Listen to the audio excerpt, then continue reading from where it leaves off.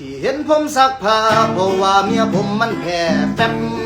มือมันแสบผมก็เลยต้องซักให้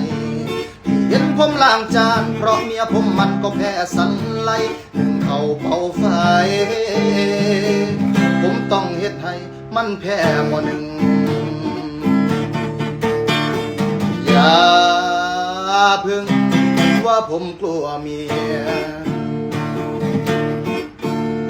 เว้าให้เคลียร์ณจุดนี้